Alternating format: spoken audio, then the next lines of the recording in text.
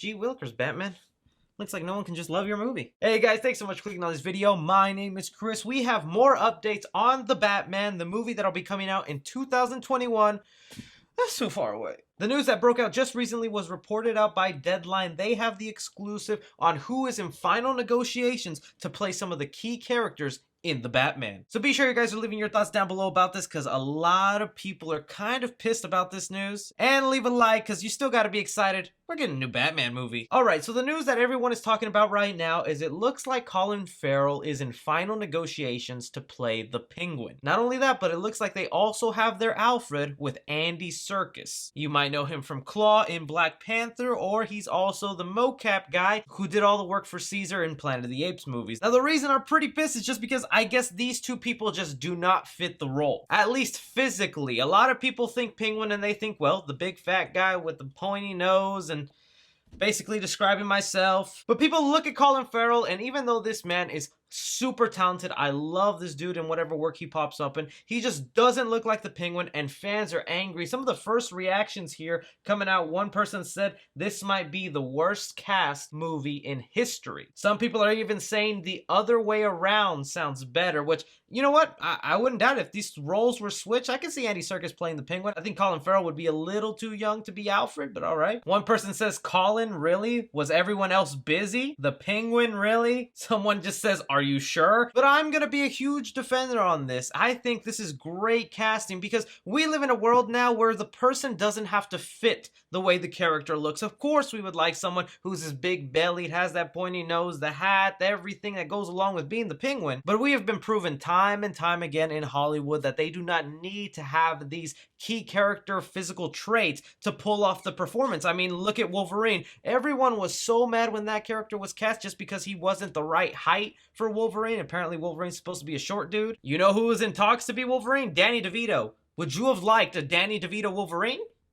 Okay, yeah, probably would have liked that. Would have been funny. But I mean, same goes for Tobey Maguire, one of my favorite Spider-Man. Dude was 27 when he was supposed to be playing a high schooler. The cast right now is just phenomenal, with Paul Dano playing the Riddler. You have Zoe Kravitz playing Catwoman. And I guess the most controversial one right now, Robert Pattinson as the Batman. But people are still seeing their worst pieces of work and are going, that's why they suck. Matt Reeves right now is crafting, I think, one of the best casted Batman movies ever made. This is really up there in my opinion with the Dark Knight trilogy and how well casted that was. I mean, it's really obvious to point all this stuff out, especially when Heath Ledger was announced and everyone was crazy about that, but he gave us one of the best Joker performances ever. I think it's a little too on the nose if you go with someone who just looks the part, because looks is only going to take you so far when you want a real performance. I'm thinking they're really flipping the character of the Penguin completely different and making him a full mafia boss. That's what I envision the Penguin always was, is just a great mafia dealer. This wasn't the only people in negotiations for the Batman. We also have Matthew McConaughey, who is in talks to play Harvey Dent, our Two-Face. Alright.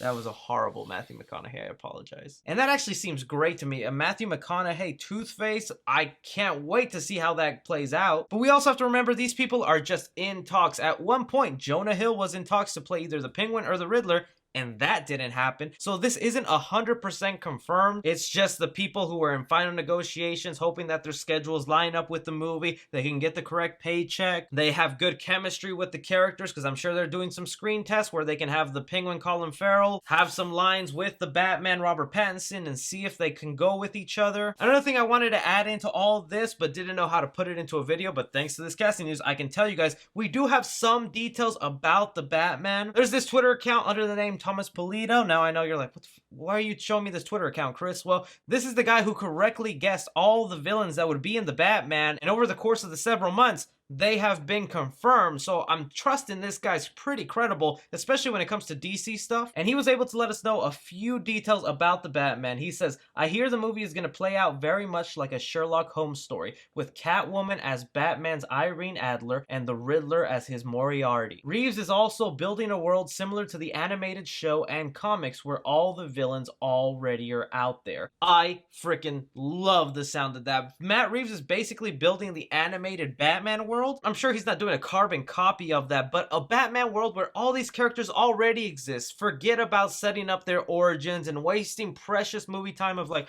oh, this is Two-Face, but we gotta get half his face burnt off. He's also gotta have a vendetta for Batman. We gotta build up his motive, and that's like 40 minutes to an hour of the movie just gone. What this world is we're just gonna be jumping face first into the Batman world, and since we're already so familiar with this with countless sequels and reboots and so many different versions of the character, we don't need this world to feel like it's gonna explain everything to us because we already understand it. Along with that awesome detail that the Riddler is basically the main villain of this movie and is there to stump Batman and really bring out this detective side that we've been hearing about. That's what's got me most excited about this Batman movie, because I really want to see myself a smart Batman. We've gotten great Batmans before, but I never looked at one and thought, I bet you could do my homework in 2 minutes. And that's what I want to see with this Batman.